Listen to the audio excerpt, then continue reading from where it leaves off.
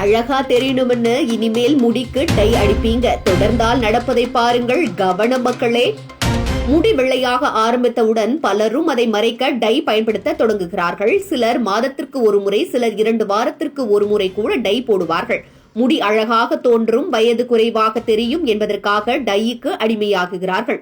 ஆனால் மருத்துவ ஆய்வுகள் சொல்வது தொடர்ந்து டை பயன்படுத்தும் பழக்கம் ஒரு ரகசிய நோய்க்கு வழிவகுக்கிறது. முதலில் டையில் உள்ள ரசாயனங்கள் ஸ்கேல்பை பாதிக்கின்றன. குறிப்பாக பாரா பெனிஃபிலின் டயமின் என்ற கலவை தலை சருமத்திற்கே நேரடியாக காயம் ஏற்படுத்தும். இதனால் சிலருக்கு தோல் எரிச்சல், வலி, குருட்டு, புண் போன்ற பிரச்சனைகள் வருவதோடு நீண்ட காலத்தில் அந்த கலவை இரத்தத்திற்குள் சென்று உடலின் பல பகுதிகளையும் பாதிக்கக்கூடும் என்று மருத்துவர்கள் தெரிவிக்கின்றனர். இரண்டாவது, டையில் உள்ள ரசாயனங்கள் கேன்சருக்கு காரணமாகலாம் என்ற ஆய்வுகள் எச்சரிக்கின்றன. குறிப்பாக bladder cancer, breast cancer, blood cancer போன்ற அபாயங்கள் அதிகரிக்கும் வாய்ப்புகள் அதிகம் என்கிறது. அமெரிக்காவின் சில ஆய்வுகள் 10 ஆண்டுகளுக்கு மேலாக முறையாக டை பயன்படுத்திய பெண்களுக்கு டை பயன்படுத்தாத பெண்களை விட கேன்சர் அபாயம் 8 முதல் 10% அதிகம் என்று கூறுகின்றன. மூன்றாவதாக, அடிக்கடி டை அடிக்கும் பழக்கம் அலர்ஜியை ஏற்படுத்தும். முதலில் சிறிய எரிச்சல், பின்னர் பெரிய ஒவ்வாமை எதிர்வினையாக மாறும். இதனால் முகம் வீக்கம், கண்ணீர் வழிதல், மூச்சு திணறல் போன்ற பிரச்சனைகள் தோன்ற வாய்ப்புகள் அதிகம். நான்காவது, டையில் உள்ள கலவைகள் ஹார்மோன் சமநிலையின்மையை உண்டாக்கும். குறிப்பாக பெண்களுக்கு தைராய்டு, PCOS, ஹார்மோனல் ஆக்னே போன்ற பிரச்சனைகள் அதிகரிக்கக்கூடும் என்று மருத்துவர்கள் எச்சரிக்கிறார்கள்.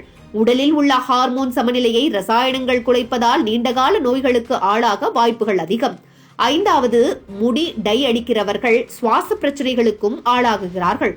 காற்றின் வழியாக ரசாயனங்கள் நுரையீரலுக்குள் சென்று ஆஸ்துமா, நாள்பட்ட இருமல், சுவாசிப்பதில் சிரமம் போன்றவற்றை உண்டாக்கும்.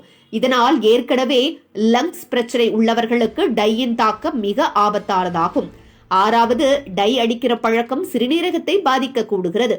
உடலுக்குள் ரசாயனங்கள் சென்றால் கிட்னிக்கு கூடுதல் வேலை ஏற்படும். சில காலத்திற்கு பிறகு அது கிட்னி ஃபங்க்ஷன் குறைவாகும் நிலையை உண்டாக்குகிறது. இது மருத்துவத்தில் அமைதியான சேதம் என்று அழைக்கிறார்கள். அதாவது வெளியில் தெரியாமல் உள்ளே பாதிப்பு ஏற்படும். ஏழாவது, இதை தடுக்க என்ன செய்யலாம்? இயற்கையான டை முறைகளை பயன்படுத்துவது நல்லது. காஃபி, ஹென்னா, கரிசலாங்கண்ணி, கருவேப்பிலை, சீமை கரிசலாங்கண்ணி போன்றவை இயற்கையாகவே முடிக்கு நிறம் தரும். ரசாயன டை அடிக்க வேண்டி இருந்தாலும் மாதம் தோறும் அடிக்காமல் இடைவெளி விட்டு பயன்படுத்த வேண்டும். மிக முக்கியமாக பயன்படுத்தும் முன் பேட்ச் டெஸ்ட் செய்வது அவசியம். அதனால் முடி டை அடிக்கிறது அழகுக்காக மட்டும் என்று நினைக்காமல் அது உடலுக்குள் கொஞ்சம் கொஞ்சமாக செய்யும் ரகசிய பாதிப்பையும் கவனிக்க வேண்டும். இல்லையென்றால் அழகு வேண்டி ஆரோக்கியத்தை இழக்கும் நிலை வரும்.